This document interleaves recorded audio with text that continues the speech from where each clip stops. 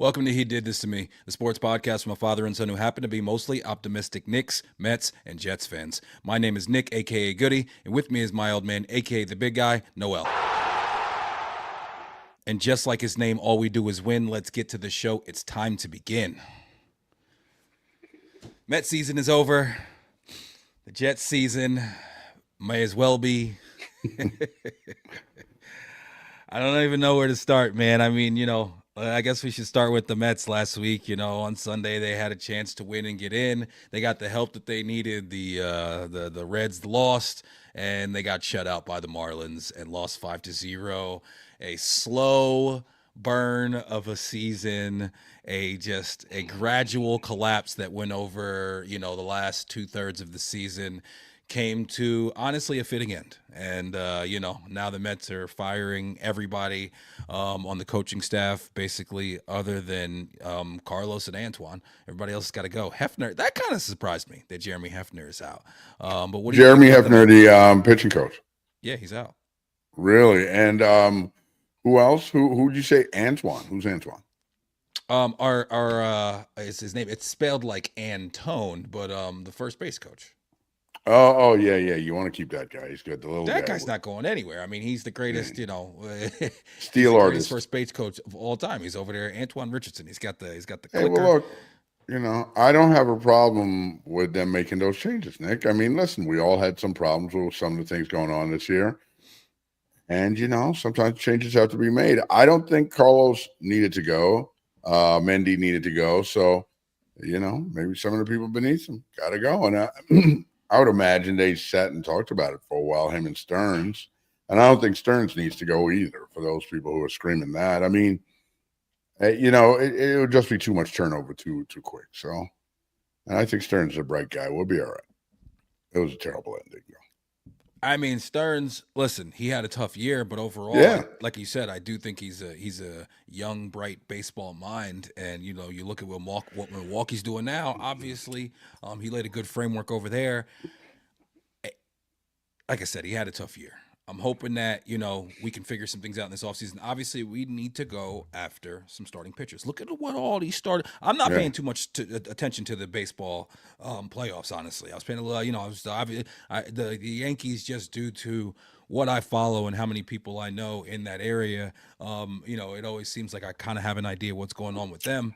And, I did watch some of game 2 in that series, but I'm not paying too much attention. One thing I did notice, though, was that in game 1 of all those series, you had guys throwing 115 pitches, getting deep in the games. Like, man, it's still what matters most in baseball is having dominant starting arms. And we have McLean as really the only person that I can count on. And how much can you count on this guy? He's going to be a rookie technically next year. So we got to go out. We got to invest in the starting staff. We got, Framber Valdez and a couple other people that are going to be free agents. Obviously, we have a robust farm system, so we should be able to put something together for some of these guys who possibly could be on the trade deadline, but on the trade market. But we got to make something happen when it comes. We got to get better starters, man. We just got to.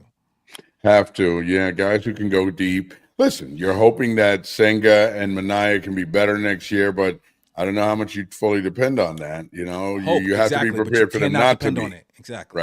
Right.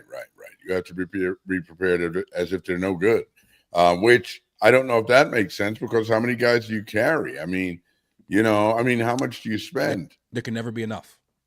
That's what we have figured out, is that there can never be enough. Listen, if we end up having to make a tough decision and we end up having to ask a guy like Mania to come out of the bullpen, that's a beautiful problem to have. Yeah. And he will do it. And then, if necessary, you put him back in the rotation or something. But yeah, absolutely. I think if you had to do that, he would be willing, and it would be because someone had outpitched him, or someone could outpitch him. So I don't know. I think we need to bolster our pitching, our hitting.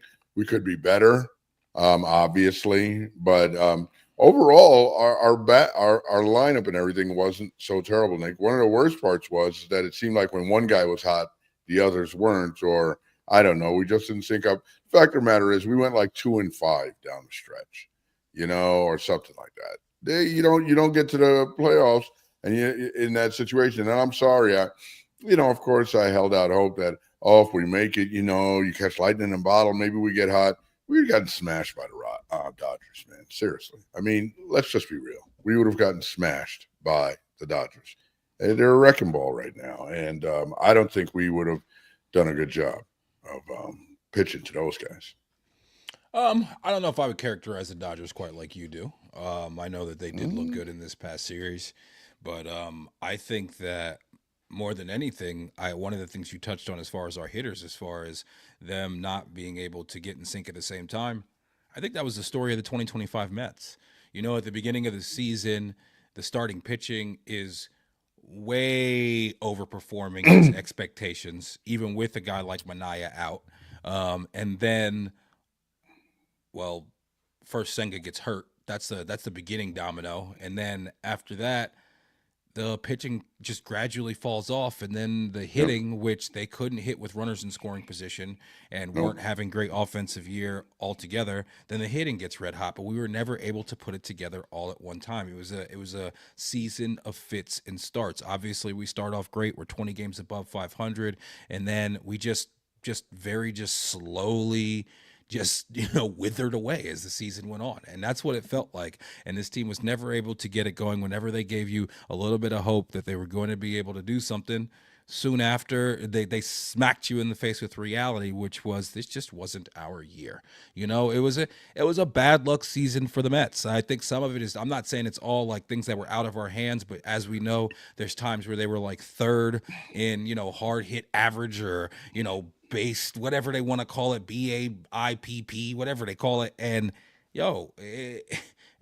all that was happening, but it was balls that were being hit right at people. And that happened all the way to the end of the season. And that final game, Mm-hmm. Pete comes up, bases loaded, rips a ball to left field directly at the left fielder. And it's just like, as soon as that happened, I was just like, yeah, man, it's over. It's dead. We're done. Yeah, yeah. Listen, it was a sad ending. You can't be happy about it as a Met fan. Got to be pretty annoyed about it, but you have to hope next year they come back and do better. And I think the firings. I don't have a huge problem with those firings, honestly. Well, Chavez and Barnes, the hitting coaches, they had to go. I've been screaming for Yeah, them to go for quite some time, but I mean, yeah, especially they got to go. after this year, they got to go. And then, I mean, now there's going to be some other decisions that have to be made. I mean, obviously, we're both in the camp of bring back Pete. I'm Hmm. seeing a lot of people saying we got to move on from Squirrel. What do you think about that? Would you move on from I Squirrel? think they're going to end up moving on from Squirrel, Nick, because he had a subpar year. He is a good utility guy in that he can play so many different positions, gives you flexibility. But okay, I need a guy who can hit better. I don't know. And we got some young guys who if they can possibly be nearly as good as they've been touted to be, you kind of got to move on from Squirrel. Pete, you want to bring back. You hope he doesn't absolutely want every last dollar. Or if he does, if he wants top dollar, Nick, and somebody's offering top dollar, he might go. But I don't want to lose Pete. Pete's our number one home run hitter. Pete's a Met. I don't want to lose Pete. How do you replace Obvious, Pete? That's the thing. right? It's You like, can't replace all those we numbers. got to give him top dollar. Look. Yeah, It comes down to the years, and I don't know. We right. saw last year that people weren't knocking down Pete's door trying to give That's him right. some huge long-term I deal. mean, And I he's think what, he understands 30, 31 now? 31, and I think he understands that as well. But I mean, Mm. I don't understand how you go into next season. Who is the guy that you're going to go out that's going to give you And 126? Like, and right, and and right. and we know that he can do this under the bright lights of New York. That's right. That's So right. bringing in somebody else, hoping that you're going to get similar production out of your cleanup hitter from that guy, I think it's extremely risky. I think the Mets are put in a position where they pretty much have to bring Pete back. Well, I hope so. I hope you're right, and I think that our man Uncle Stevie will get in a room and make it happen. I think that's his style, and if we learned anything from last season, yeah, I hope so. Squirrel's got to go. Obviously. What about Marte? Do you keep him around just because of his locker room, if nothing else? And I he's don't. productive. He is productive. He is semi-productive. I'm okay with him being my fourth outfielder, but if he's my fourth Yeah. outfielder, then what does that And what mean about for a guy Tyrone like Taylor? Tyrone Taylor? Exactly. Yeah. No. And You got to keep Ty over Marte as far as your fourth outfielder, Nick. He's almost as good at the plate. Not quite. He's no. Yeah. That's not even That's a not good. quite situation. He's nowhere close to the hitter that Marte is. Yeah. But I mean, a fielder. He's such an outstanding fielder. To me, that has to be the upgrade. That has to be, and I'm not exactly sure how that happens. I'm not exactly sure who's available. Obviously those types What, a of things better are fourth fluid. outfielder? No, a better center fielder. Period. Oh, yes. We have to Yeah. upgrade center field, man. We can't continue to have major innings and major at bats go to a guy like Mullins. Like no, No way. can't be Or done. Tyrone Taylor, for that matter, Nick, Or is what you're exactly, saying to or me. Tyrone Taylor. Shit. Let's throw Squirrel in there. He played some innings at Right. center field as well, man. No, we have So to yeah, upgrade I'd that love to position. know who you suggest, and I just don't know. I don't know anybody out there, even via trade. Who's a center fielder you'd like? I mean, I would like Even if you could trade for somebody. I'd like Crow Armstrong, honestly. I knew you were going to say that, Pete Crow Armstrong. We're not getting him back. Yeah, but and he had a very very subpar second half. Yeah. Yeah. 205 or something in the second half. So I mean, who else though? I'm trying to think of somebody else who's like that center fielder who's like the guy. I mean, Ronald Acuna, but we know that's not happening. Yeah, I mean Acuna, and he's actually not a center fielder. He plays more right fielder. But I don't know. Bring him over to the Mets. He can play wherever he wants. Nah, yeah, I don't know. Listen, there's a lot of outfielders that are out there. I mean, if you want to look at Tatis Jr., he's a very good outfielder in the MLB right now. He's made himself into a Gold Glover out there. Well, obviously, we know that he's a fantastic hitter and has been for years, even though he has some injuries. I've gotten the impression though that maybe he wasn't the best guy on the team. I mean, he did the steroid thing or something, right? Steroids. He got hurt right in the But he's motorcycle. beyond all that. Right. Yeah, I don't care about that. I'm just saying, is he a good guy?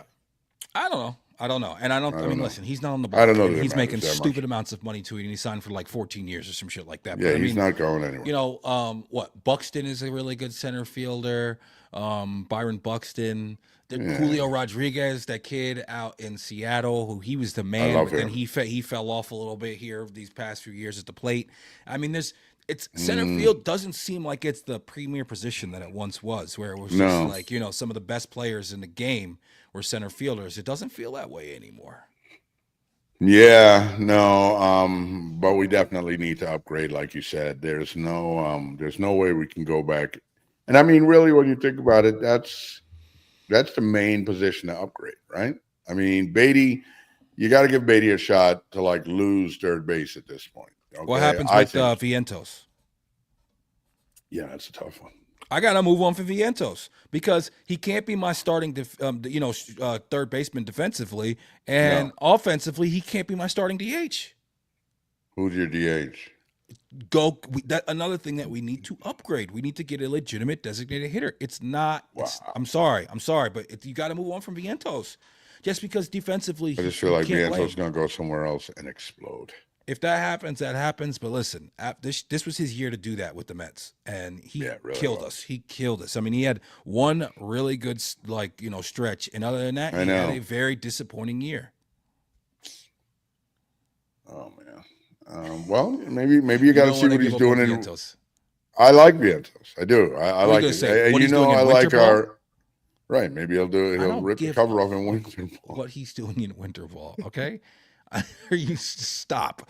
I don't care what he's doing, down in DR or Arizona Fall League or some bullshit. No, man, I need that. I know what he did all summer long, and it was look at freaking fastballs and swing at balls a foot off the plate. Look, Hefner and Chavez, I said they had to. I'm not saying not Hefner. I'm sorry, Barnes and Chavez. I've been saying they got to go. And I think it was telling this year that your boy Alvarez bounced and went to the minors and then figured out how to hit again and then came back. So I don't know. Listen, I don't know exactly what that means, but it was not a great endorsement of these guys. And just obviously they had to go. And a lot of teams talk about a lot of people talk about our approach and how many fastballs we take, and that is a Chavez thing.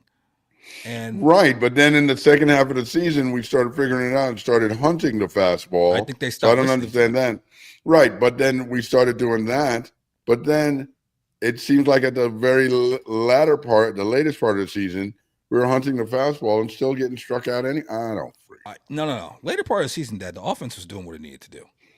Yeah, except for that. It's the pitching and the defense. And that's another thing, where we need to make an improvement. What the happened? Defense, I don't know, man. I don't know, but all of a sudden, in the biggest moments, we couldn't make plays, and that it wasn't just unreal.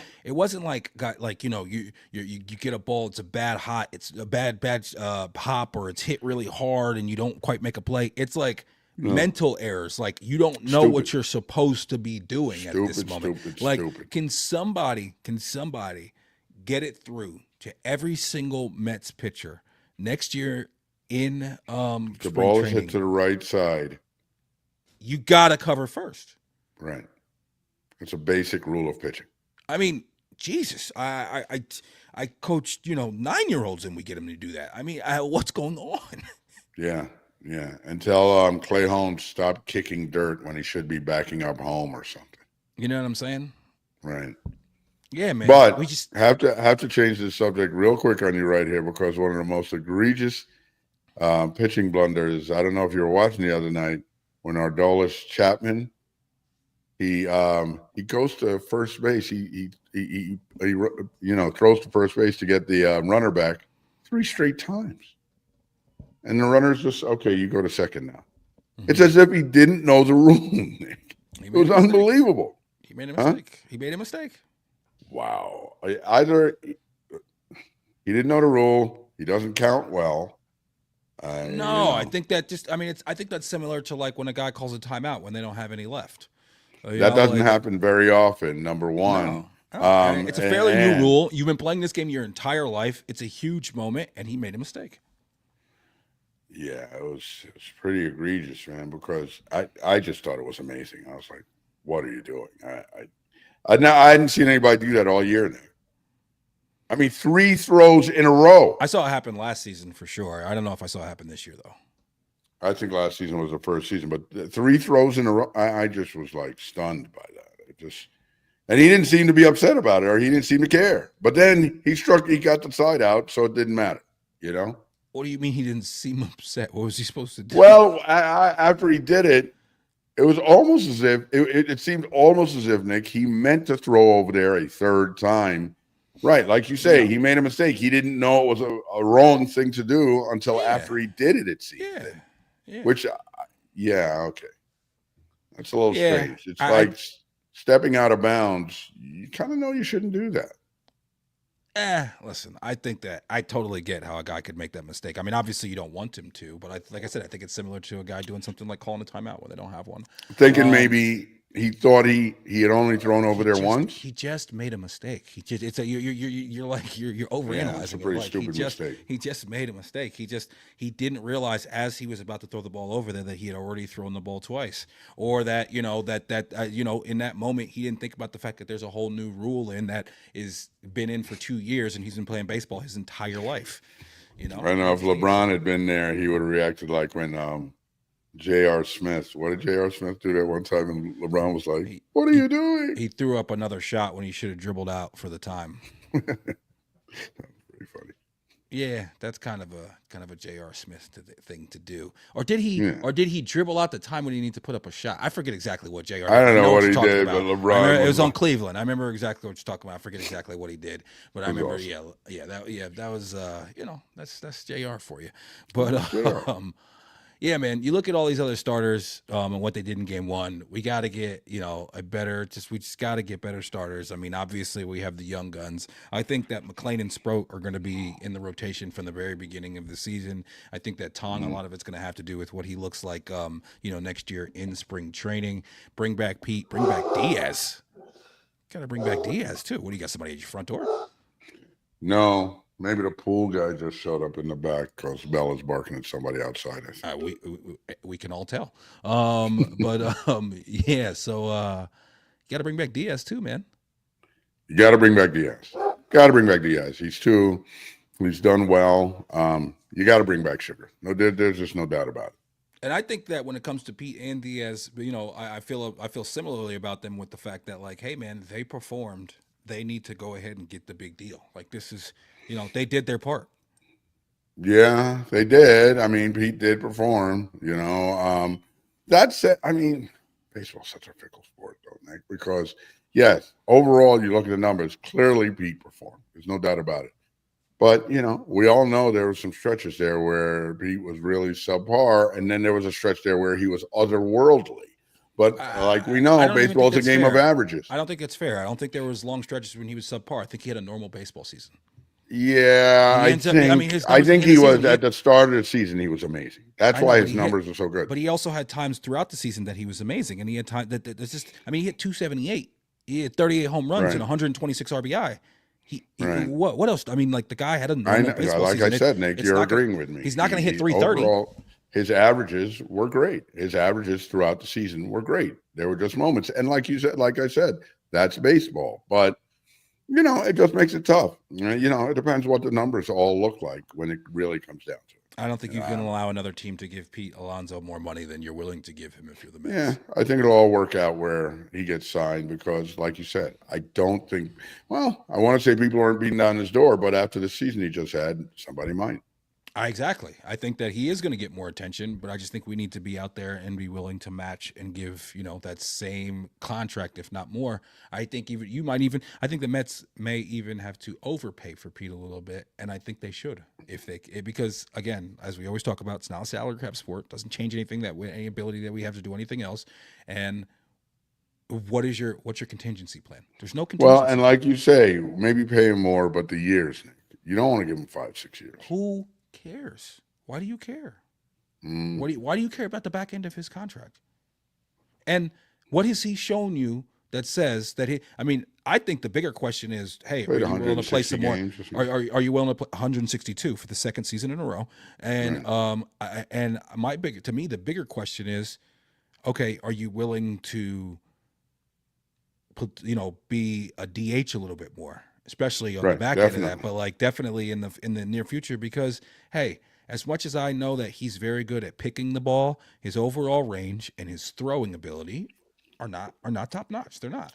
And so I say, yeah, if you have that conversation, but look, Pete has been extremely consistent throughout his career with what he's done. He's the second best home run hitter in his time in the MLB.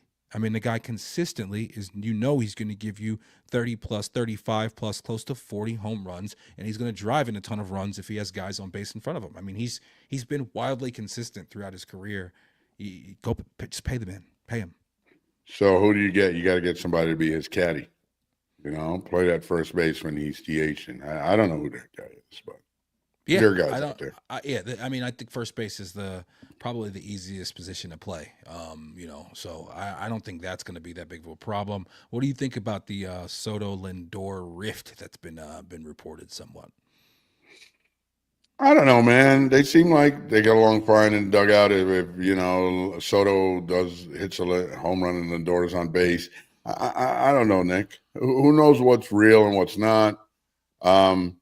It didn't seem to affect how they played the game. I don't believe it affected how they played the game. I don't believe it affected how the team played. So if there's some rift, I don't know that I really care. I don't think it's anything that's damaging the team. I don't think these guys hate each other. You say it's not damaging the team, Dad, but think about it like this, man. I think that baseball is a sport where the overall vibes mean a lot. And Right. clearly, this team this year just didn't have that special something that, say, the team before the year before in 2024 had. That team, when we could be down by 5 runs in the eighth inning, and I was like, yeah, we got a shot.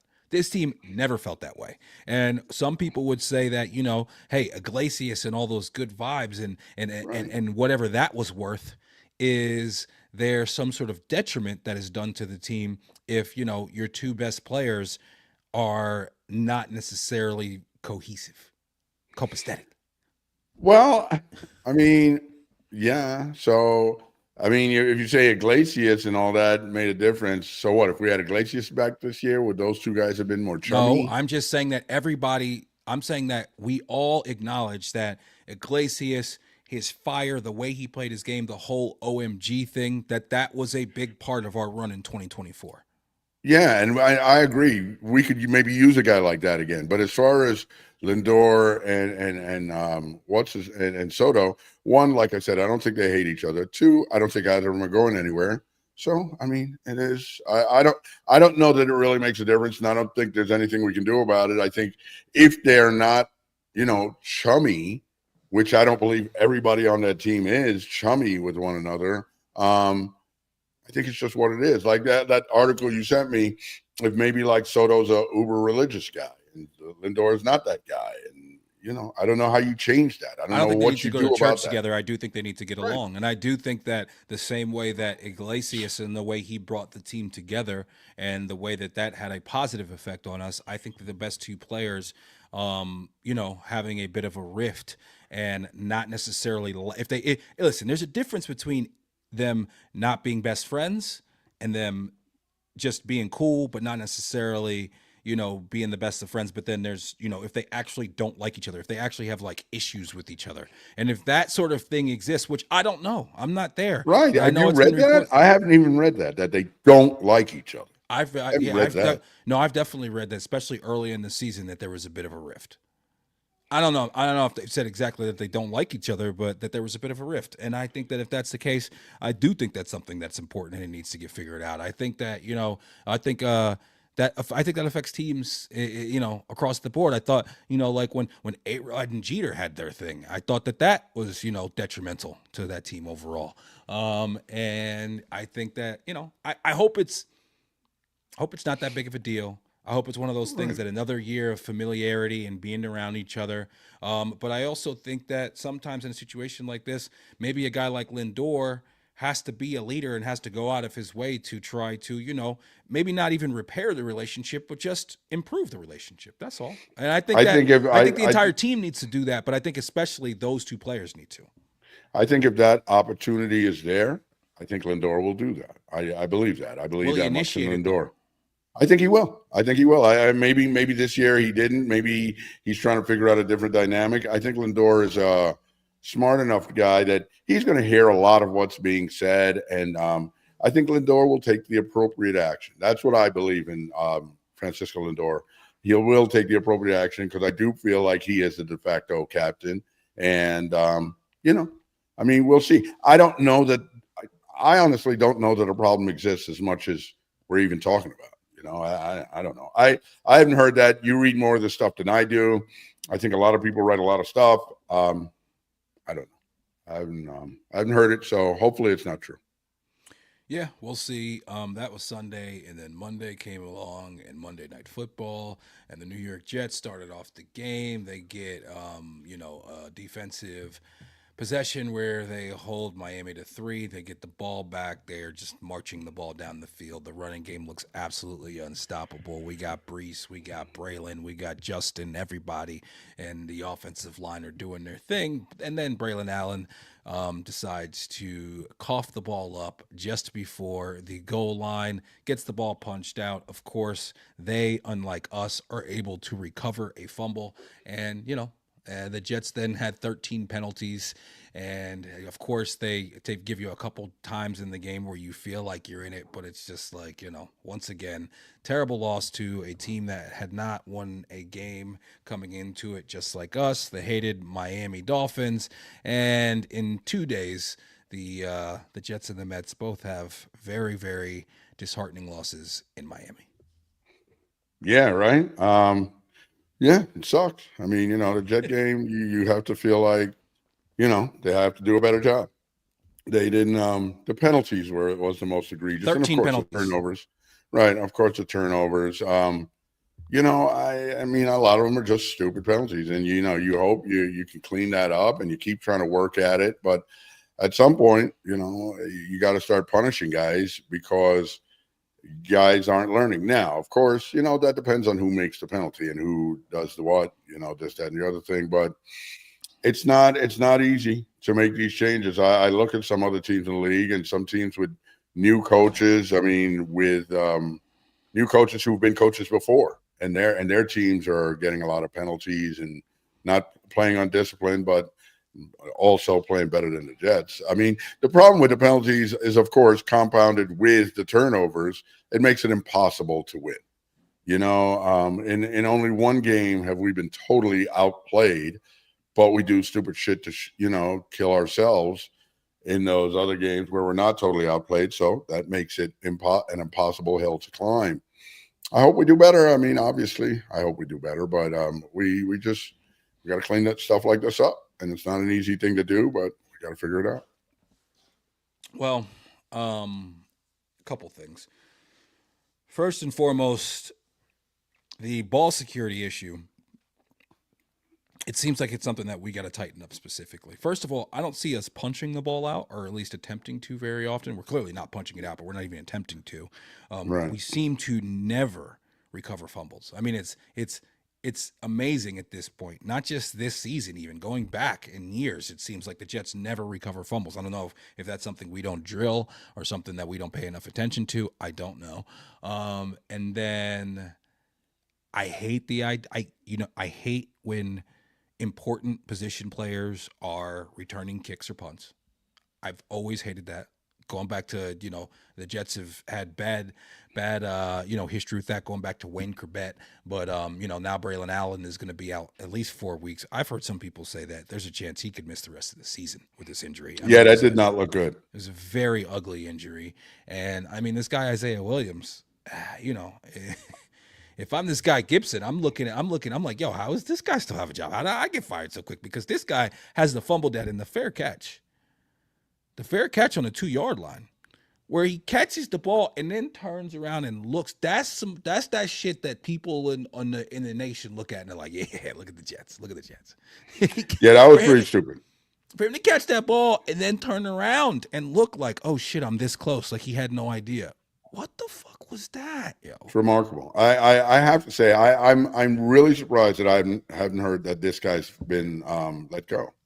I honestly feel like that guy you got to let go.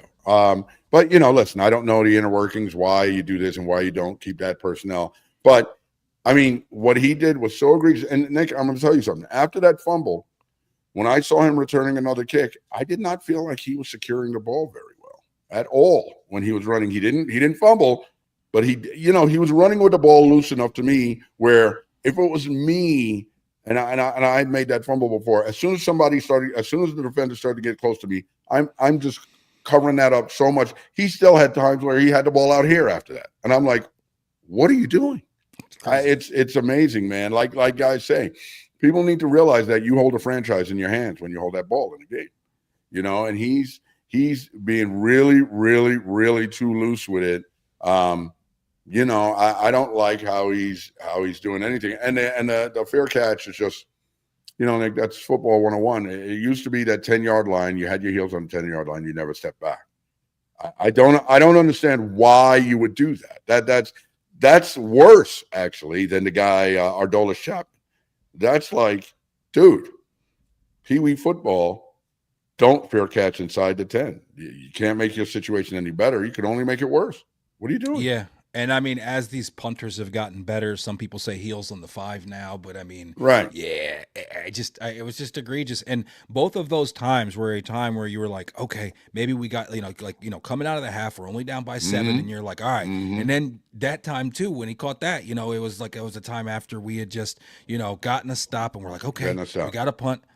Man, this guy, I don't understand what the fuck he's doing. And I mean, the coming out of the half, fumbling, it's just like, dude, like, come on, man. That's, you getting an extra Dude, 2 yards is not I gonna know. help us. We gotta retain possession of the ball. It's just ridiculous, man. And Nick, then he almost fumbled that ball without anybody hitting it. yeah, no, that ball started coming He loose was before. Yeah, no doubt.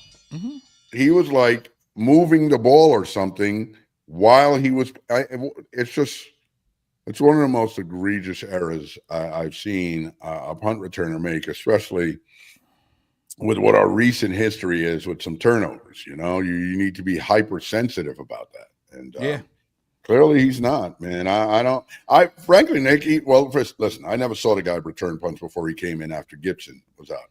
I he's love this supposed to be guy. a specialist. Right. I want to see this guy, Pritchett, Jamal Pritchett. In preseason, he was fantastic. Now, listen, he's buried on the practice squad, I guess. And then your man from Michigan, he's like on somebody else's practice squad. We need to go ahead and get him, the running back, Donovan Edwards, because we need somebody to replace Braylon. I don't know what they've done with that position, but I thought that guy was fantastic when we saw him in the preseason. But mind you, it was preseason. But we'll see. I don't know. Isaiah Washington, is that our guy now? I mean, I think that he is He's all going right. to be, he's going to be the number 2 now. But Yeah. I did see that the Jets picked up somebody. Who did we pick up? We picked up some running back, but it was like it was a veteran, somebody that's been in the league for a while. But I now don't know. that defensive back who we picked up a week ago, he should be playing this week, right? Yes, Okay. What's his name? the kid Not the out of guy with the 3 Tennessee. names. The The guy kid out who of likes to hit Tennessee. people. Yeah, kid out of Tennessee, Jets D back. Mm. Well, we Tennessee need him. We need Titans. some more activity. I want to start trying this young guy, AZ, the guy who we drafted this year. I mean, is he that bad? I don't know. Brandon Stevens, we need to start giving somebody else some of those reps, man, and see what somebody can do. Yeah, You no. know? We listen. We have to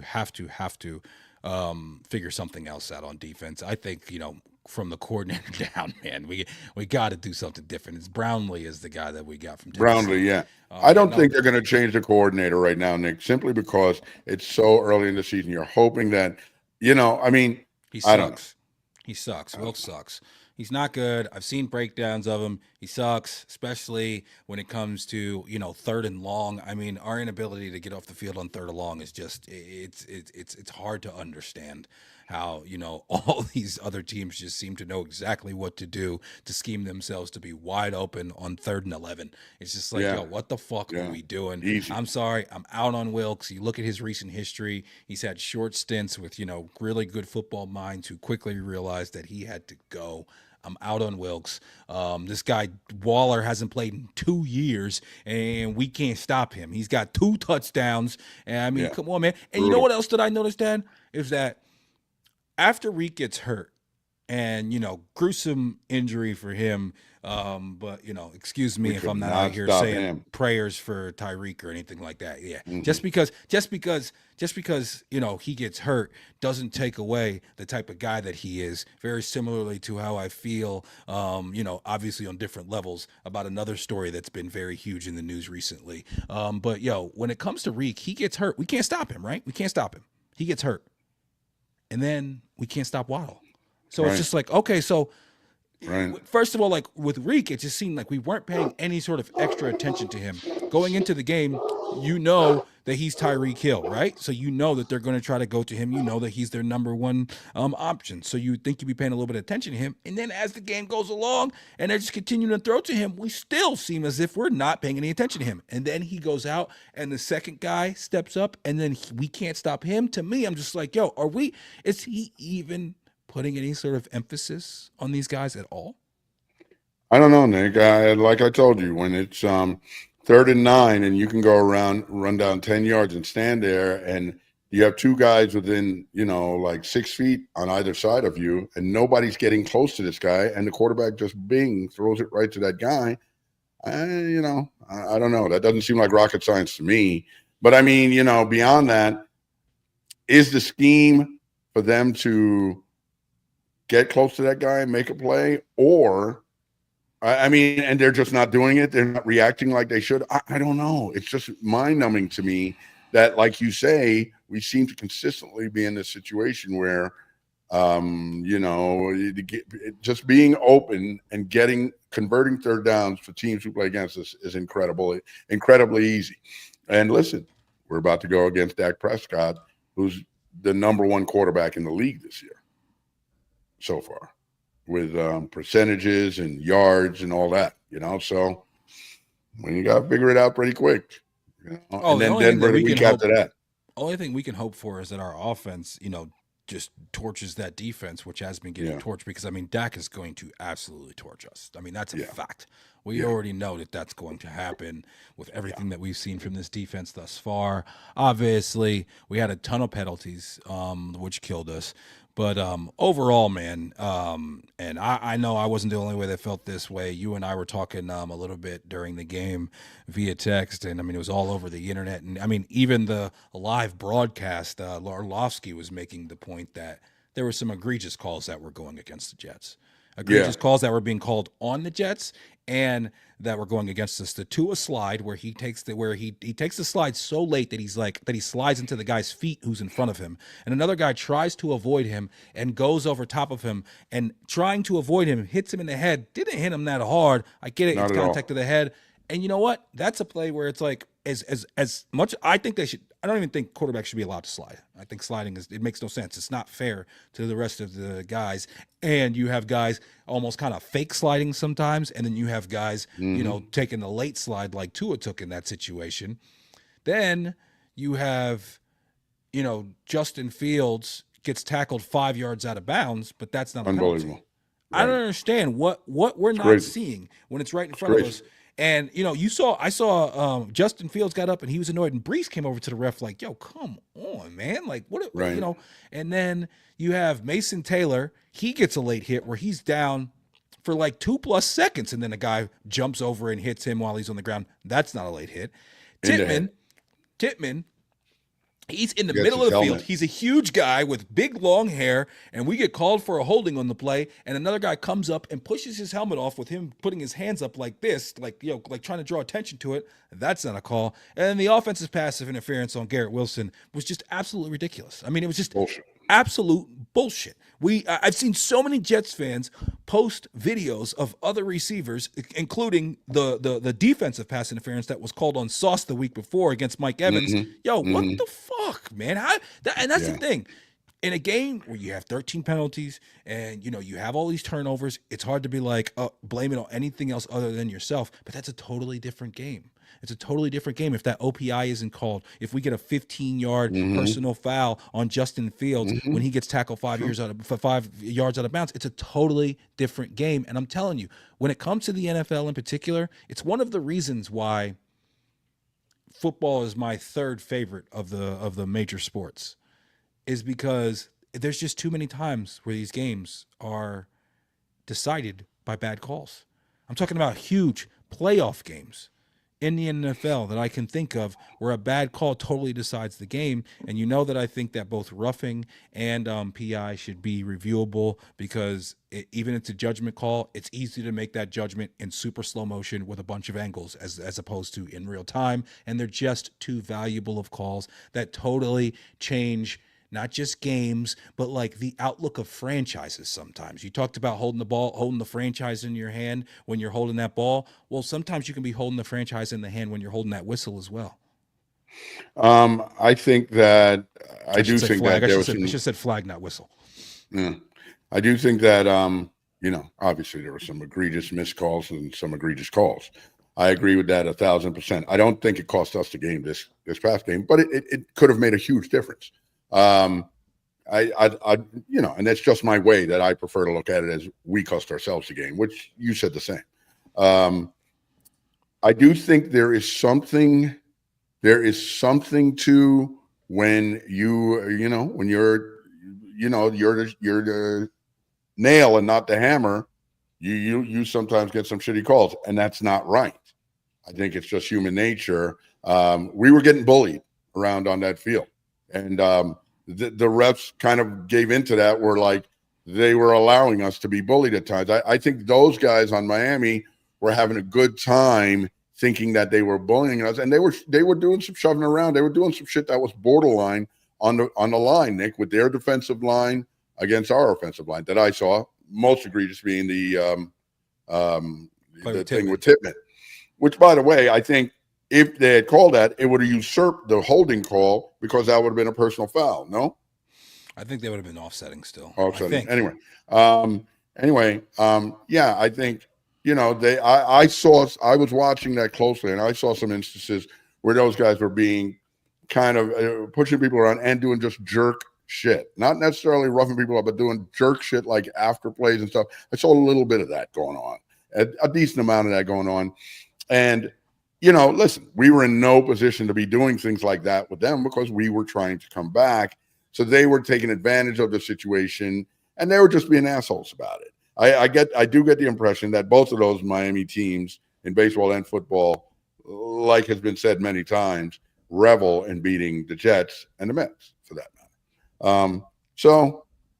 I think it sucked. I mean, some of those calls really pissed me off that game. But at the end of the day, we have to stop putting ourselves in the position to be, and listen, I don't even want to say we don't have to stop putting ourselves in a position to be with a game being decided by the refs. But, if we don't do the stupid shit we did, none of that other shit matters. That said, it was terrible. Yeah, I just think that, you look at, and I'm not even just talking about this specific game. And when I there's no NFL game that I watch that I don't at some point feel like, Jesus, that was such a bad call. And they're just so they affect. So it's not, in basketball, in the right time, a bad call can really affect you and really change the game. But I mean, they have to really be late in the game in the right time. I guess like a foul early can really, take a guy out of a game, something like that. But it's a lot more judgment. Whereas in football, it's just, that Mason Taylor late hit, that's not a judgment call. I don't understand what's happening right here, that all these guys are out here and they're all watching this and they watch that happen and no one reaches for their flag. And I think it's something, I think that what Sauce said after the game in his comments about how he feels like the Jets are officiated differently because they've been such an embarrassing franchise. He didn't say exactly that, but over this the is years, what I'm saying. Yeah, I think that, but I don't think that's necessarily about us not being tough or being pushed around. I just think that our reputation leads to the human nature of the refs to not give us calls. Like I said, Nick, they were doing dirty and just pushing around type shit because they were in a position of control. They would not have been doing it if they were in a position of desperation. They were just being jerks. That's all I'm saying. I could see a couple times where we do that shit even when we're in this position of desperation. We got called for a personal foul. No, we do stupid shit. They were doing shit purposely because they thought it was like funny, that type of shit, just being like assholes. I saw a couple times where like their defensive line was doing shit and they're like yucking it up as they're going back to the huddle, that type of shit. That's all I'm saying. They weren't stupid enough to get penalties called, although they should have for some of the things that we saw. And frankly, I thought should have for some of the little jerky shit that I saw. But maybe that's just me being an emotional Jet fan. But I'm not saying we're I agree with a lot of what Sauce said. Nick, I've always told you, when you're, the refs or whatever, they're looking at us definitely in that game like a fucking patsy. In that game, because it was so stupid. The shit that was going on was so stupid. It was like the Three Stooges. It's like the refs in that game. I think human nature does seep in a little bit, and they're not taking you as seriously when you're playing like a fucking bunch of buffoons. And that sucks. They should just ref the game legitimately, no matter what's going on. And I think for the most part they do, but a little of that seeps in, and it sucks, and it crushes us at certain points, and we end up on the wrong end of the stick on that one. Yeah, I think that this Dallas game, we definitely need to open up the offense sooner. I've realized that we want to make a commitment to the running game, and I know that that's probably the best way for us to have just a competent offense and win games in complementary football. But I thought that in the second half, when they started to open it up a little bit more, I thought the Fields looked pretty good throwing the ball, and I think that I think that the back and forth that you saw with Garrett Wilson, which I mean, think about it. If they don't make the incorrect call on the OPI, and they also called him out of bounds, which he was in bounds. That's an amazing catch. And then he has that catch later for the touchdown. And it was even a more amazing catch. And you saw that back and forth that he had with Glenn. And I think that part of that was him being like, "Yo, man, we need to open up and throw this ball." I know he was having some version of the "give me the damn ball" conversation. It seemed like to me, and I definitely think, especially against Dallas and their high-powered offense, we're going to need to open it up a little bit more, a little bit earlier. Yeah. I mean, the problem with that, the only problem is, Nick. I mean, look, you know, if we could run 2 or 3 drives a game like we were that first drive against Miami without the fumble and the last flip and play, I'm good with that. And then, start sprinkling in some Garrett. But, I mean, Nick, that would be ideal because we're keeping Dak off the field. It's great to open it up, Nick, until you get two incomplete passes, and now we've possessed the ball for a minute and a half. So you just have to balance it, and that's You're not winning this game if you don't score 30 points. No, we have to score 30 points. We do. But I do still think we need to run the ball. I don't think we need to get away from that. I think I still would like to see Justin Fields having, 25 attempts. I think running the ball on 3rd and 11 or running the ball on 3rd and 6 are the type of things we need to get away from. Yeah, those are probably not going to work. Not in today's NFL, man. Not in today's NFL, period. Right. Point blank. Come on, man. I understand that you want to protect this guy a little bit from himself and Justin Fields, and I understand that you want to be a team that has an identity. But listen, like you said, that first drive where we're running the ball straight down the throat, that's great. The first drive of the very first season, we're running the ball. Now it's 3rd and 11. And we run the ball again and kick a field goal. I think in today's NFL, you got to try to get a touchdown. I mean, you got to try to get a first down in that situation. Yeah, you can't just concede to a field goal. No, I agree. I definitely throw the ball there and do that. Listen, man. I do think, like we spoke about last week, Tanner Engstrand has to make adjustments sooner. He seems to be making adjustments, but a little late, frankly. He needs to make some adjustments sooner or come in with a better and more flexible plan. I don't hate him as a offensive coordinator. I think he's shown signs. I think I don't feel like the same way about him as I do Wilkes. Wilkes is another guy who needs to make the adjustments quicker. Yeah, he needs to make the adjustments much quicker. And listen, I think it's going to get to a point, Nick, because I do believe that Aaron Glenn knows how to be a defensive coordinator really well, right? That's my thing. Why I see that this has to come to a head quickly, because if the defense continues to look this bad, you have to say to Aaron Glenn, "Okay, bud, you're a successful defensive coordinator. You might need to take over this defense." Right? Or I don't know how else you do it. Do you basically make the calls and funnel them through Wilkes? I mean, what are we doing here? So, you'd fire him. You're not going to do something. If he takes over the play calling, Wilkes has got to go. Yeah, maybe. Wilkes has got to go. I mean, there was one play, Dad, with Tony Adams. Where there was a play where a guy was wrapped up around his feet. He was wrapped up around his feet. So he was up and still trying to get yards, but somebody had him around his feet. And Tony Adams comes flying in and dodges this guy. And this guy, his feet are wrapped up. He can't move his feet, but he just goes like this. And Tony Adams just whiffs him and goes straight past him and falls onto the fucking turf. Man. What the fuck with this guy? The amount of times I see that guy trying to tackle people around on top of their numbers. He's trying to tackle people up here, and guys are shrugging him off. And it's like, dude, man, you don't know that you got to go take the guy's legs out?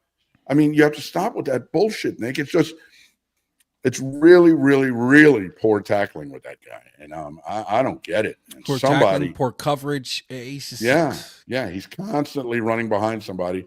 And, hey, man, I think even Michael Carter, I've not seen such great things. But you know what the other thing is, Nick? We got to get to the quarterback. We got everybody. How? I don't know, but I know these guys have 3 seconds plus to throw the flipping ball, and it's killing us. I get it that, our guys need to stick with the coverage a little stronger, but we got to get to the quarterback. I don't know if it's a blitz. I feel like my man Will McDonald. Listen, man, these guys got at least 2 offensive linemen. Will McDonald played 10 less snaps than Clemens last week. I know, and I know you said that because you hate Clemens or whatever, but it's because I hate Clemens and I love Will McDonald. I don't care get what it, Nick, but the different explanation players. is. I disagree with it. Okay, well, yeah. Whatever the explanation is, I disagree with it. I'm sorry, this guy's too good of a player. He's your game breaker. You need to have him on the field, and you need to have him on the field. I honestly think that he plays the run as good as Clemens does. I think he does everything better than Clemens. But Clemens being on he doesn't stop the run better than Clemens does. Clemens last year defense as far as stopping the run was graded extremely badly. Yeah, I know, Nick. Okay, I don't think everything is analytics and grades. I think Clemens is better at setting the edge. I think over the course of his season, he was specifically extremely bad at setting the edge, and that's why they asked Aaron Glenn about that coming into the season, and he said he thinks a lot of it has to do with coaching. And I don't think Clemens being on the field means Will McDonald is not. You just think Clemens needs to play less plays than Will McDonald. I think Will McDonald needs to play more. I just think that I agree. I can have Will McDonald play more. Why Clemens was in the game for 10 plays more? There could be a million different reasons why. So I don't even know why that is. So I wouldn't be critical of it because I don't know why. Yeah, I think that at the end of the day, you have to figure out a way to get Will McDonald on the field as much as possible. Full stop. Yeah, that's what I feel. Full stop. Get him on the field as much as possible. Great. As much as possible. And I also just think that overall defensively, we just seem to be a step slow and underprepared. And it seems like other teams have a real understanding of what we like to do in certain moments and how to exploit it. And it doesn't seem like that's changing or getting any better anytime soon. And I think that Aaron Glenn's going to end up having to step in. And like you said, this week against Dallas and that high-powered offense and Dak, who's playing some of the best football of his career. And, that team, their defense has been so bad recently. They're trying to get right. And we're just going to have to – we're going to have to obviously limit the mistakes, and we're going to have to score the ball, and hopefully our defense can make a couple stops. I feel like this could be one of those games where it's like the third quarter, and it's like late in the third quarter, and they're like, oh, we're seeing the Dallas punter for the first time. Well, let's hope not. I mean, I think I don't know. I have no idea what we're going to see this Sunday. I really don't. I'm hopeful, but I don't know what we're going to see. Seems to be a very a similar thread between both our Mets and our Jets. But the Knicks are back, and hopefully they can save us and many other Knicks and Mets and Jets fans. The Knicks played their first game in Abu Dhabi yesterday morning. It was 9 a.m. over here, noon Eastern. And, they came out. The starters played a lot of big minutes. Obviously, what's up with my man Mitch, man? Mitch had 16 Mitch is a rebounding machine. Minutes. Yeah, he's bananas. I read somebody say, yeah, well, he should have done that well because Embiid wasn't playing. I'm like, please, man. I don't want to hear nothing about Embiid, man. I mean, listen, he would have made a difference if he was on the floor and he's healthy. But I think frankly, Mitch does really well against him. What? He does play good defense against Embiid. I mean, Mitch is a good defender on everybody, but I think it's worthy to point out the fact that the 76ers are missing Joel Embiid, Paul George, McLean, the young kid, So I mean, obviously they're missing some guys, but I just thought that Mitch to me, it's less about the numbers; it's just about what he looked like. Yeah.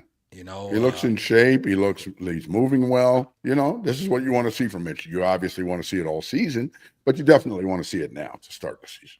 Absolutely. Definitely. The biggest thing is, can he stay healthy? I've heard rumors that he won't play in back-to-backs. I'm totally okay with that.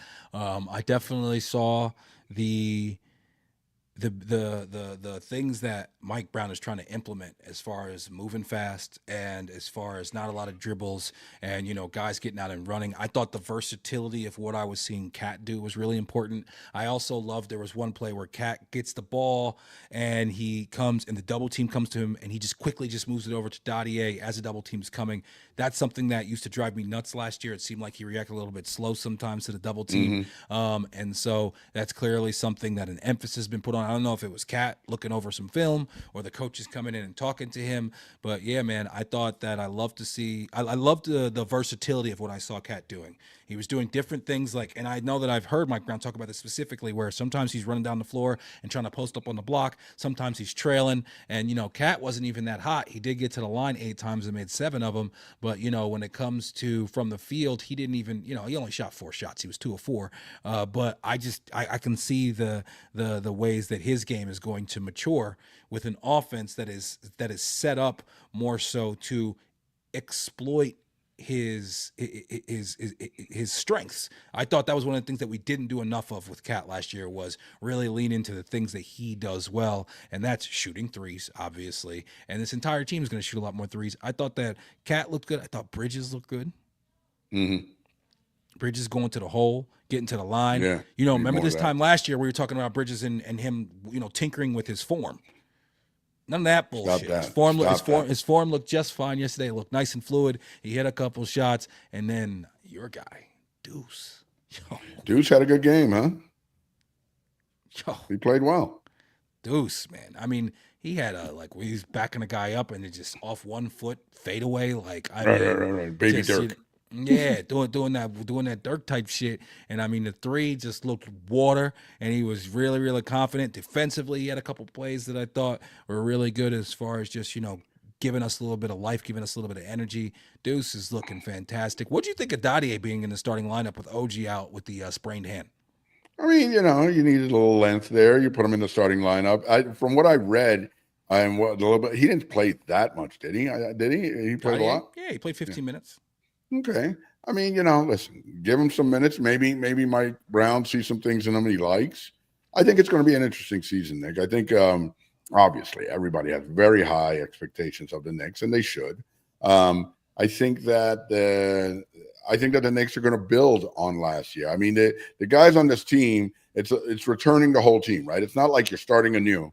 So guys on this team, I think, are smart and cerebral players, and they're going to want to build on what they did last year. And they're going to use – Mike Brown is also, I think, a bright guy, and he's going to use a lot of what they did last year and just amp it up a little bit. And I don't think he's going to – I don't think he's using anything of what they did last year. I think he'll use – not at all. Well, or defensively. Nick, okay. I think he's going to use just how well they played together and everything and just make it better. He's going to make a move faster. He's going to make a move, do everything better. Like you said, shoot threes. But I think he's going to just make them play better. Like I said, just much faster and much quicker and freer, and they're going to enjoy that, and it's going to make them a better team. And then I think the other thing is they have some better players, some better backup players who are going to make a difference with everybody.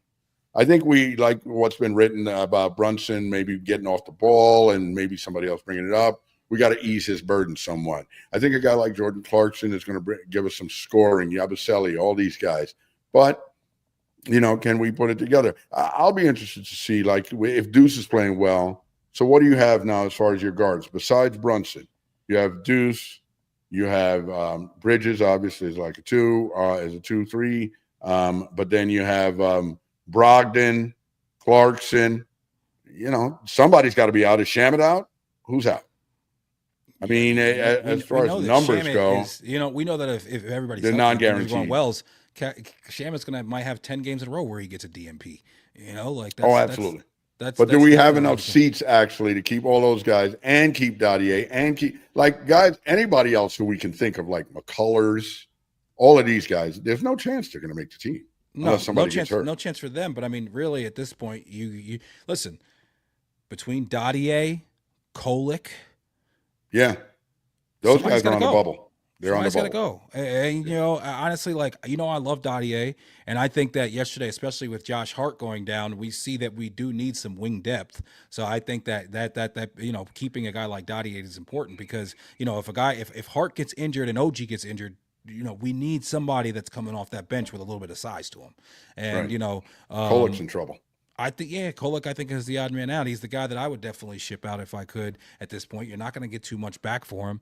But, I mean, Deuce is just going to be way too vital of a part of this team. Yeah, I'm not getting rid of Deuce. Got to keep Deuce. Deuce's value with his contract is really the only reason why you would think, and just also what he would be able to get back is why I've Right. seen like some people say that Deuce is the guy you move on from, but he's just too important in my opinion. I think Yeah. I think Deuce more than anybody else is going to really be empowered by this coach. I think Deuce and also Bridges. That's the other guy who I think that playing with this coach specifically telling them to shoot the ball, and this coach specifically running things for them that has to do with their strengths and trying to push them to the forefront, I think is going to I think that's going to be huge for a guy like Deuce. I don't think he's ever really had that in his career where he consistently knows I'm going to play around these many minutes every night. And, these are the places where I'm supposed to get my shots and things like that. And this is what this coach wants me to do. I think when you're a young player, especially having your role there be so much variance in your role, I think is really hard to do. I think it's especially if you're a guy who shoots the ball a lot from the outside. I think that's really hard to do. So I think that you're going to see, Deuce benefit a little bit just from some more consistency in what is asked of him. Yeah, no, I do believe Deuce is going to level up this year. I can definitely see that with him. And Deuce has leveled up before, so I think he may level up. Like you say, playing a little more free. He needs that. He needs that, and and I think Deuce will do better in a more up tempo, getting up the court sort of thing. He's a plus athlete. I expect to see a very good year out of Deuce. I see, and I think that when it comes to playing fast, like, Tibbs would always talk about wanting to play fast. But I think that this regime, what I see is there's a little bit more thought process as to what exactly playing fast means. Right. Guys running to the corners, this guy coming up, that little dribble handoff that they do at the top. I thought that Brunson, you saw him, he had a couple possessions where early in the shot clock, as he's coming down, he realizes that he's got one man on him. And without this, Brunson last year would slow it down right there. And, we'd start, getting into whatever we're getting into. And I saw him just go, okay, head down. I can get this guy into the paint and get him off balance and pull up and hit a floater. 9 out of 10 times that's going in. So I think that that's clearly something that's been a point of emphasis as well. So, the offense is going to have some overall, this team is going to have some growing pains just because it's a new coach asking them to do new things. But I also think that the continuity of the roster is going to help us a little bit with that. And, I think that I loved what I saw out of Brogdon. When Brogdon was out there, he was a true point guard. And, he took over that, like, okay, I'm running the show. I'm the quarterback. You go here, you do this. And he brought some order to the team overall. I thought that, and Brogdon is a guy, that I've always liked. It's all about health with him. I thought that Jordan Clarkson was forcing it a little bit. I think that he's going to have to realize sometimes that, hey, this is not Utah, dog. We got a lot of players out here who can play. So, yeah, we want you to be aggressive and we want you to cook, but we can't be having you have certain possessions where you're just like, I'm getting a shot at this possession. No. I'm not doing that. Right. I want you to be aggressive, but I want you to do it within the constraints of the overall offense. And Yabusele, he didn't really do too much, but I like what I saw from him as far as overall energy and the versatility, the fact that he can pretty much offensively give you anything anywhere on the floor. He sets good screens. Defensively, that's, a little bit it leaves you a little bit to be desired for sure. But yeah, man, this is the best Knicks team on paper in my lifetime. It's better than those 90s teams on paper. It's better than those mellow teams on paper. And I'm just really excited to see us play a very modern NBA offense. And, hopefully defensively we can do enough. But I think that defensively, the fact that we are going to scheme a little bit more to the individual team as opposed to just have overall concepts that we are beholden to. I think that hopefully can take us up another level. Cat still looks lost. I don't know what exactly we do with Cat on the defensive end. Even just in that preseason game, there's a couple times where you could just see like his feel for how to play the pick and roll. Like I've said to you before, I've said on this show before, Mitch is a savant at that, and Cat is a dunce at that. He just is. Yeah, not very good. We got to make up for that in other areas, like, I don't know, scoring. But yeah, I don't know what to do with Cat with that situation, Nick. I don't know. I think it's going to be a very, very intriguing Knicks season. There are going to be some bumpy points. It never goes perfectly, and it's all roses and daffodils. But I think at the end of the day, we're going to be a very, very competitive team. We're going to beat, this isn't the kind of Nick team that's going to shit away a lot of wins that we should have. And I think we're going to win a lot of games that are tight. I think we're going to be one of the dominant teams. We should be one of the dominant teams, especially in the East. Okay? There should be no doubt. If we don't end the season with one of the 3 best records in the NBA, obviously, we're thinking about health as well. I mean, that can change anything. But I mean, we should. I think we should have the. Other than OKC, we should have the 2nd best record in the NBA. That's how I mean, going into it right now. I mean, I like it, but. And then what do you think? Josh Hart, he's got the back. That doesn't look good. I know I saw him making jokes about it yesterday on Twitter, so I'm hoping that means that it's not too serious. But yeah, Josh Hart, you quickly see OG out with the hand, Hart gets hurt, and it's like, oh shit, So anything can happen on the injury front, obviously. And OG, stay off the fucking camels and doing all that other bullshit. Okay, how about that? Right, exactly. He's out there fucking around in Abu Dhabi and hurts his hand.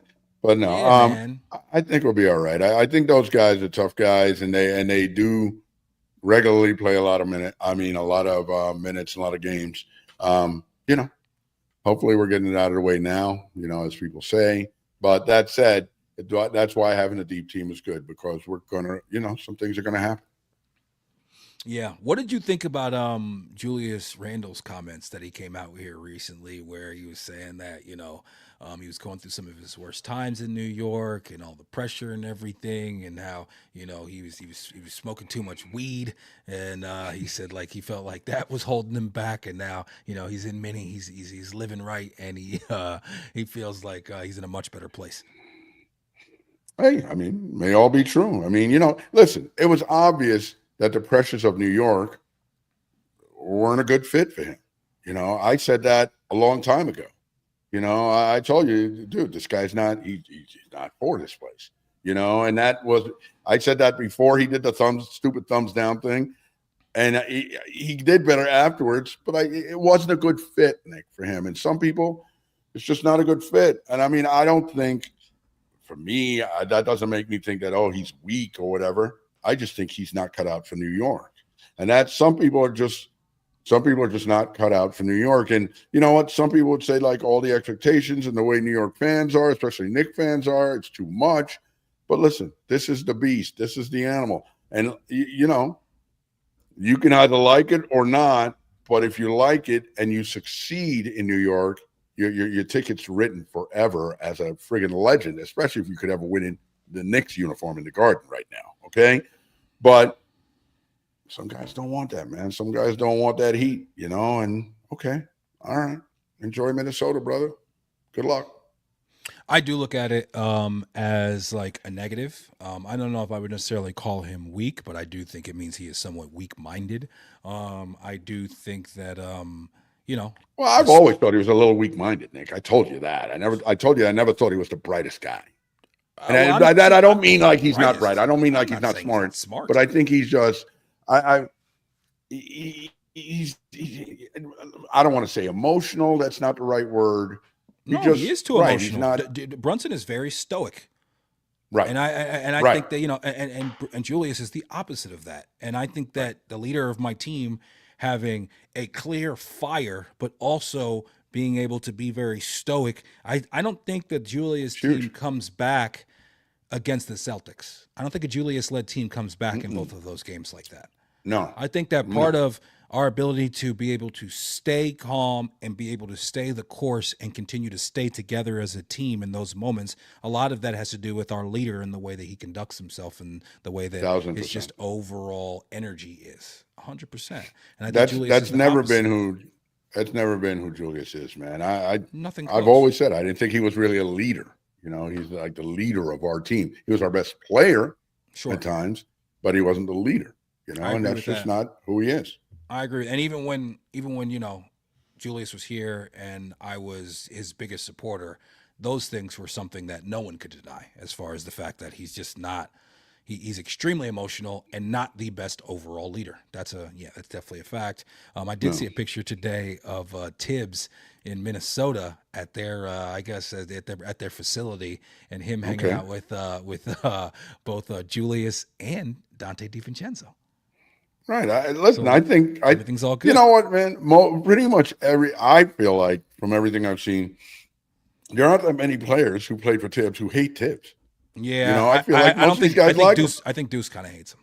Maybe Deuce. Yeah, I don't know. Maybe Deuce Deuce. and But you know what? Obi Toppin definitely hates him. Obi Toppin hates him. Yeah. But Deuce, Deuce can hate him. But you know what, Nick? This guy, I don't know. What are we saying that Tibbs held him back? So you might say that Tibbs helped make his career too. Nah, Tibbs held him back. You know, I know he had good years under Tibbs, but I mean, that's like saying, I think that Nick, sometimes there were times in this last 2 years where you're like, Deuce has got to go. Get him out. 100%. I still think he needs to be. I did see his handle look a little bit better in this game. I still think he needs to be able to dribble the ball better as a guard. But yes, I am a hyperbolic fan. That's a totally different thing. I definitely think that when it comes to Deuce specifically, I mean, listen, Deuce's comments they're loud and clear. Yeah, no, Tibbs, he's not a big Tibbs fan, but the fact of the matter is, Tibbs helped make this guy's career. Just like Tibbs helped make Mitch's career. Tibbs helped make, So I think if a he's player done very does good for these well guys. under a coach, then we have to give that coach credit for them helping them get to that point, or at least, I mean, I think so, especially with a young player like that. And I said helps make their career. I didn't say he made their whole career. It's not totally on Tibbs, but I think he's a helping hand in that because he pushed these guys. He did this, he did that. Listen, Mitch became a much better player under Tibbs. I mean, Mitch was a good player, and I don't know if it's the other assistants, but we funnel up the credit. Some of these guys did really, really well on the Tibbs. What's his name? You'll never hear Brunson or Josh Hart say anything bad about the guy, and they feel like Brunson has said as much, that Tibbs was very instrumental in his career. I think that Josh Hart's comments about him having nothing left at the end of the season, I think were somewhat telling. That was huge.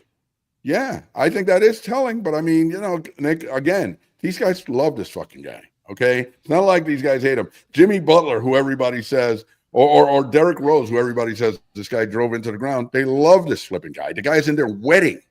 So I don't know. I think you can love the guy and not think he's a great coach. I don't think this is a so then why do you keep going to play about how much you like him. I'm not talking about Derrick Rose in particular, but I'm just saying, like, in general, I think that you can like the guy and think he's a really good guy, but also realize that he's not the best coach in the world. I don't know if they think he's. I don't think he's the best coach in the world. Right. I don't know if they think he's a good coach or not. My statement was, I think most of these guys like Tibbs very much, and they do, because you said you saw him hanging out with those guys. Yeah. I don't think like these guys hate him. It's not like that type of shit. But maybe with Deuce. Yeah, Deuce and Obi Toppin for sure. And overall, man, I just I'm excited for this next season. Obviously, we got the one more game in Abu Dhabi, a couple more preseason games, and then October 22nd we get this thing started. And I'm just praying for health, man, because I really think if we get some health, we could see something special this year. And if the Knicks, I just can't even imagine how I would feel, what New York would be like if they were able to get it done. And I heard Cat in an interview say the other day that he's gonna wake up in the morning on the streets, like on 7th Avenue, because he's immediately going out into the crowd after the game, and that Josh Hart has said something similar as well. Oh, if we win it all, sure. I mean, come on, man, it would be amazing and whatnot. But I wanted to get back to a name you mentioned, Obi Toppin. Okay, I like Obi and all that, but honestly, Nick, I think we've seen the best of Obi. I don't think Obi levels up from here. I think that playoff run last year was the best you're ever going to see of Obi. I think if that's the best of Obi, that's pretty good. I think. But I'm saying he's going to come off from there. He's not going to. I don't think Obi's going to play that well again. You don't think he's going to ever play that well again? I don't think he's going to be consistently that good going forward. Now, you'd like to hope that he gains the confidence from what he did in the playoffs. I just don't. It's not just the playoffs. He had a solid season overall. Yeah, I don't think Obi's. I don't think his. I feel like his seasons might start to slip a little, and I don't think he's going to level up from here. I think you might see a little bit of a decline. That's just a prediction. I'm not I don't want it for the young man. I want him to be successful. He's a New York kid and all that. But I just don't think so. I don't know why. I don't get the vibe from him that he's going to do much better. I think Obi's going to continue to be the player that we saw last year. I think that Obi is a stretch four. He's not going to give you a ton of defense. I think that more than anything, I think when it comes to Knicks fans and how we feel about Obi Toppin, I don't think a lot of Knicks fans feel like Obi Toppin is just like the greatest player, and he was being held, that he was being held back from superstardom or anything like that. I think that he's a much better player than he ever got a chance to show on the Knicks, and I think that he was worth more than 2 second-round picks, especially since we picked him where he did.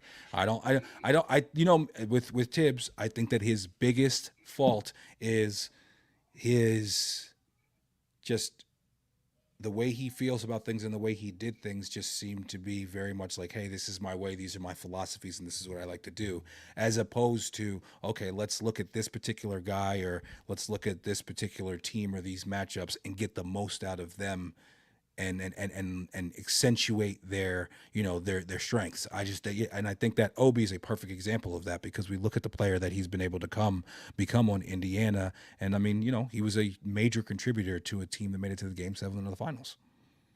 Yeah, he's way better. I think the circumstances were off our bench. I think the circumstances worked well for Obi. I don't think it's going to fall that way for him again. But again, that's just a wild prediction. I think as long as he plays on that team and he has that coach, I mean, obviously this year with no Halliburton, it's going to be a tough year for them, and we'll see how they'll be able to adjust. But I think as long as he plays on that team with that coach, that Obi will still continue to be a solid contributor. All right, before we get out of here, last week you did go 1-2, so we are now 5-4 on the season, and this is that segment that we're looking for a bounce back week from you here, big guy. This is that segment that we like to call the big guy locks. All right, big guy, 3 games against the spread. What do you got? I'm looking at right now, I'm thinking Seattle -2.5 over Tampa Bay. I think Tampa Bay has played well, but I don't think, they're quite as good as their record. And I think Seattle has played well. Our man Sam Darnold up there is doing the damn thing. So I think they're going to lay the 2.5. That's always going to grind my gears, man, the whole Sam Darnold situation. And next, I'm looking at the Chargers -2.5 over the Commanders. The Commandos are in trouble. Is what's his name back? This quarterback is not even back yet, right? Jaden Daniels. No, I think that it's most likely that he does not play this week. Right, and I think the Chargers are going to want to bounce back after their loss last week to the Giants. They lost to the Giants, right? I think they do that. Another team, I think, on the bounce back trail, I like KC -2.5 over Jacksonville. I believe that's a Monday night game. I think Jacksonville has played okay, pretty well, but I think KC's on the upswing. I think they put a hurt piece on the Jags. All right, so that's Seahawks -2.5, Chargers -2.5, and Chiefs -2.5. Yeah, right. It's the -2.5 week. Those are the lines I saw, so that's why I quoted them. But that's where it's at. Yeah. I mean, the Seahawks one, I definitely like that. The Chargers, I don't know. Did they get exposed as not being that good of a team last week? Who knows? And the Chiefs, I'm a big believer in the Chiefs bouncing back this season. They got that win last week to get to 2-3. And what are they? Are they 2-3 now? Yeah, they're 2-3, I think. Chiefs? Yeah. This is week 5. Okay, so they're 2-2. Yeah, they were 1-2. They were 1-2, and then they won last week against Baltimore. Now, Lamar Jackson, he got the hammy. He's missing a game. Well, he'll probably be out the next 2 games, and then they have a bye. Yeah. Right. So they'll probably. But see, I think here you go. I mean, Cooper Rush. Oh, it's a lost season. It's quickly becoming a lost season for the Baltimore Ravens. But I'm just saying, I'm just surprised that is the guy they have as their backup, Cooper Rush. I thought they'd have somebody better. I thought they'd have somebody more in the. They've always seems to keep somebody a little bit more in the Lamar mold. There's only so much money to go around. Right. Right. You know, when you have one of those quarterbacks who makes that big money like that, you know, then you can't have Yeah. a good backup too. I think they're gonna have problems with this guy Cooper Rush, but you know what can you do? And he's got to get right. Absolutely. And you know how it is with a hammy. He's got to rest it and get it right before he tries to get back out there, or the season would be lost. And I don't know that, like you said, I don't know that they come back from what's going to happen over the next few weeks with them. Yeah, I think their season's done. I mean, they're 1-3 right now, and now Lamar's going to miss the next 2 games. Defense has been terrible. Defense has not been good. Has not been good. And, you know, some questionable calls by Harbaugh as well, as far as, you know, going for it, not going for it. And I know that he's a coach that is pretty much universally considered to be one of the best in the game. But, you know, they came in this year as Super Bowl favorites to a lot of people preseason. Right. And that's quickly going away. What can you do? Catch us every week on YouTube or wherever you find your podcast. Please follow, like, comment, and subscribe, and make sure you hit that notification button on all platforms. Really appreciate all the love. You can find us on all socials at Independent Nick. That's Independent N.I.C. Love you, big guy. Love you, kid.